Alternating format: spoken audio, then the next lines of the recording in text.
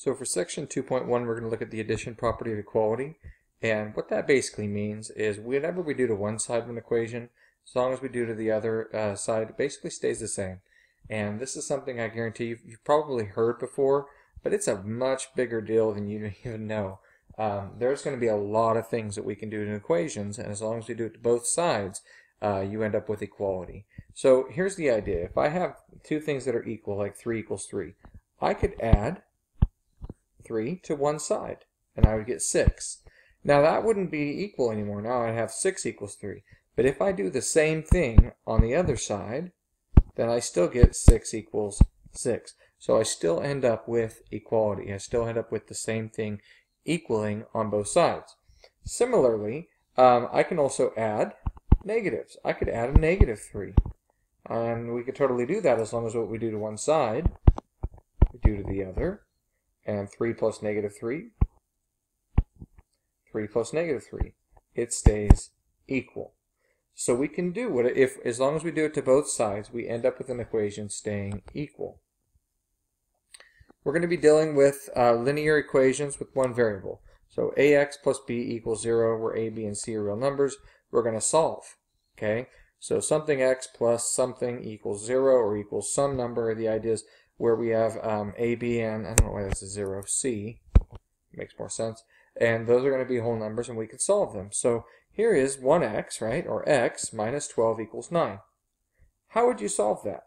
Now you may look at that and go, I know what number minus 12 is 9. Awesome, that doesn't hurt my feelings. But the idea is that we do need to know how to solve these so that as they get more and more complicated, we will have a process that will still work for the more complicated questions. So x is being subtracted by 12. I'm thinking about inverse operations. How do I undo subtraction? What is the opposite of subtraction? Well, you're like, just add 12. Why? We don't just do anything, right? If I have a minus 12 and I have a plus 12, they basically make 0. They cancel each other out, leaving me with x all by itself. X equals, now x wouldn't equal 9. The idea of equality we just said. I can do this. I can just add 12 to one side. I hate that phrase, but we could add 12 to that side as long as what we do to one side, we do to the other. How do I know where my two sides? Well, draw the line down the equal side, you get your two sides, the left side and the right side. So don't add 12 and then add 12 on the same side. Make sure you do it on one side and then do it to the other. And so you get x is equal to 9 plus 12 is 21. Some of you already looked at that and said, I know what number minus 12 was 9. I didn't need to know how to do that. That's fine. They're going to get a little more complicated, and this process is going to matter. We could check this answer. Basically what we're saying is x is 21. So I can go where this equation has an x value, and I can plug that in. I can say 21 minus 12 should equal 9. 21 minus 12 does equal 9. And so the idea is when I plug it in, if I get a true statement, 9 equals 9, that means that our answer is correct. So we can check those. Next, what we have is some number minus 25 is negative 18. See, that's a little harder to do in my mind. What number minus 25 gives us negative 18? Well, we can still use the same process that we did before. To undo subtracting, we use the addition property of equality. And I add 25 to one side, but to keep it balanced, to keep it equal, to get equality, what we do to one side, we do to the other side. X is equal to, do these combine or cancel? Hopefully by now we know that they cancel, leaving us with positive 7. By the way, Chapter 1 is over. You are now allowed to use a calculator. If you are struggling with integers, get yourself a calculator, put negative 18 plus 25 and get 7. Is it right? Well, check it. Is 7 minus 25 negative 18? That's the same thing as 7 plus negative 25.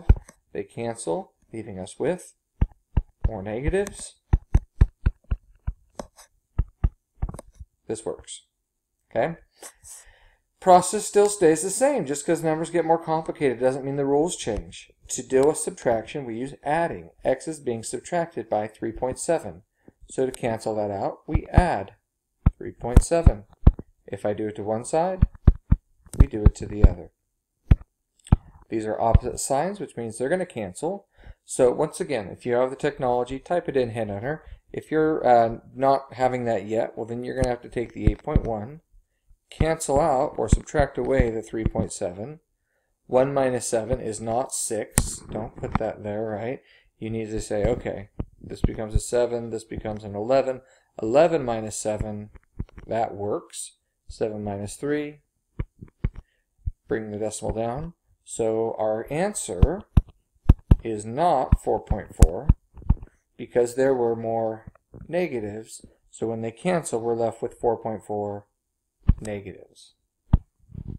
Once again, feel free to check that. Negative 4.4 minus 3.7, they would combine to give us negative 8.1.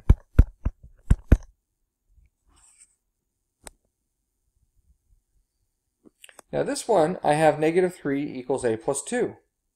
A lot of people will look at this and go, oh, I don't know, add 3. And all of a sudden they'll tell me a equals 5. Right? So if I have a plus 2 equals 3, we do not just kind of move this over. Remember, I want to get the a by itself, and it's currently on the right side. Okay? So what I do to deal with the adding this time, if we deal with subtracting by adding, we deal with adding by subtracting. Now, I could put a minus 2. The book will say, well, you just add the opposite, but adding negative 2 is the same thing as subtracting 2. So whatever makes you feel better, add the opposite or subtract 2. Either way, we don't get 5, we end up with negative 5. Double check, this is kind of a side note, I'll have something like something plus 2 is 3, and a lot of you are like, yeah, 1 plus 2 is 3, I get that, right? I will see people tell me, oh, the 2 and the 3, they're like terms, bring them together and a is 5. This is a lie, right? Do not combine across an equal sign. We add the opposite or we subtract, okay? We will add the opposite or, i.e., we will subtract. Next. This is what I call is a problem with issues. This one I'm solving for k, but the problem is here, there are 2 of them. So we need to get used to basically looking at this and going, I can't solve for k when I have multiple k's. So what do we need to make sure we remember to do? Isolate the variable of interest on one side. See, I drew my line to show you these k's are not on the same side. I cannot just combine them across the equal sign. That's what we were talking about up here. What I have to do is I have to move one of them over. I have to add the opposite. So since I have this k almost by itself, I'm going to add the opposite, or just subtract 3k, whatever makes you feel better. Add. And notice we are still doing the same thing on both sides. So we have equality. We are doing it to both sides. What does that do? Well, these make 0. So I'm left with 15 is equal to 8/5 minus 3/5.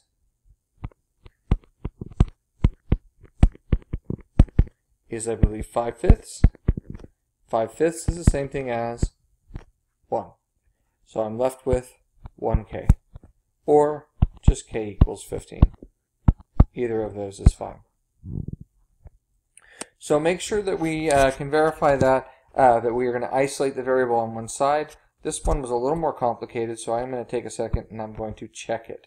So what was it? 3/5 times, what was k? Plus 15 equals 8/5 times k, which was also 15. Alright, so this is 3/5 times 15/1. I can multiply them straight across and do 45 divided by 5. What I would prefer to know how to do is know how to cancel the 5 with the 15. See, when you multiply these straight across, they become like one big fraction, so that I can divide the 5 into the 15, and all I'm left with on the top is 3 times 3 is... If you'd have multiplied those straight across, you would have ended up with 45 divided by 5, which is still 9. This one, same thing. 15/1, I'm going to cancel the 5 into the 15. I'm going to basically go 5 goes into 15 3 times, 8 times 3. Is this right? Is 9 plus 15 24? I like any question where I can check my answer and make sure it makes sense. So I will encourage you, especially as we're going through this chapter, get used to checking your answers. You should know how well you do on this test before you leave. Okay, there's another one. This one's a lot more complicated because I'm solving for x, but notice this time there are 3 x's. Okay? So people are like, I don't know, minus 2x, minus 2x. No. Remember, what we do to one side, we do to the other. And the key on this one is that these x's are on the same side. So because they're on the same side, we can simplify by combining like terms, just like we did at the end of chapter 1. So 4x plus 2x is... Now most of you on the test just left that as 6x. I think I had a couple people try to write that as 6x squared. You lost your quarter point. Do keep in mind we're adding 4x's plus 2x's is 6x's. Like, well, how do I know it's not x squared? Well, 6x squared would mean 6 times x times x. We were not multiplying those, we were adding those. So you don't end up with 6 times x times x. It's 4 plus 2 gives us 6 x's. Same thing with the, what are these, the constants, 6 minus 3. Now on the right side, that 5x is not a like term with either of those, so I'm just going to bring it down. But the 9 minus 4, those are like terms. 9 minus 4 is... Now I have 2 x's left, but I cannot combine them across the equal sign. This is where I isolate the variable by adding the opposite. Now I could minus 6, or I could minus 5. I'm going to choose to minus 5. Here's why. I want to keep things positive. If I subtract 6 from 5, I end up with a negative 1. If I subtract 5 from 6, I end up with a positive 1. Positive numbers are easier to deal with, so I'm going to keep x positive. Okay? Now I undo the adding. The inverse or opposite of addition is subtraction.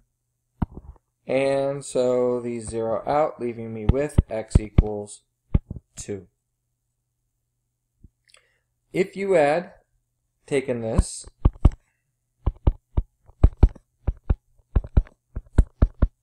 and subtracted the 6x, first of all, you'd have made your life harder, because you would have ended up with 3 is equal to now negative 1x plus 5. Then when I subtract the 5, I end up with negative 2 is equal to negative x. People are like, all right, I solve for x. Nope. I want x, not negative x. So if you end up with negative x equals negative 2, you basically have to divide out that negative and get that x is equal to positive 2. What do we get from this? It's easier just to keep the variable positive whenever you can. Now you're not going to always be able to, but whenever you can, keep that variable positive. Alright. So we're going to list the properties here as we go through. I have a bunch of variables on the same side, right? So our first step, when they're on the same side, we can combine. 9 and 4 make, 6 minus 2 make, 9 and 3. They're like terms this time, make, and bring down the plus 4. So we combine like terms. Step 2, I isolate the variable, but we're going to use the property of subtraction. Okay, so to move a variable on one side, or to isolate the variable, we are going to subtract. Do I want to subtract 13, or do I want to subtract 12? I want to keep r positive, so we're going to subtract the 12r. And if I do it to one side, to keep it equal, we do it to the other. 13 minus 12 just gives us 1r, or r. And last but not least, to undo the adding, so that r equals 0. Did we make a mistake? R equals 0? Can that be right? See, I'm going to check this, because a lot of people, we get 0 and we freak out. We're like, oh my gosh, it's the wrong answer. It can't be right. Let's see. What is 9 times 0? Okay. plus, what is 4 times 0? Plus 6 minus 2 equals, what is 9 times 0? Plus 4 plus, what is 3 times 0? So what are we left with here? A bunch of zeros. On the left side, 6 minus 2 is 4. On the right side, just 4. This is the answer. 0 is the answer to this. So keep in mind, 0 is a possible solution. Make sure you check them. What happens if I have the r's and I can't combine them yet? These r's are not ready to combine because they're stuck inside those parentheses. Well, we've undone parentheses before. The D word, we're going to distribute. So this 4 will distribute, giving us 4r plus, make sure it distributes to both of them, make that a 4. How do you distribute that negative? Remember that negative is like a negative 1. So as I distribute a negative 1, negative 1 times 3 gives us, and negative 1 times 5 gives us. Step 2, now that we've distributed, this is all basically kind of simplifying. All of this really can be lumped under simplifying, but we are distributing. We are simplifying by combining like terms. 4 minus 3 is 1r. 4 minus 5 is. And last, how do I undo subtraction? The inverse of subtracting is adding, so that r equals 2. Okay? Please keep in mind, you can check these. Now, as I'm doing the homework, no, I'm not going to stop and check them. I'm going to get the answer, type it in, hit enter. If it's right, that's great. If not, I'll go back and check it. But for the test, I want to encourage you strongly, please check your solutions.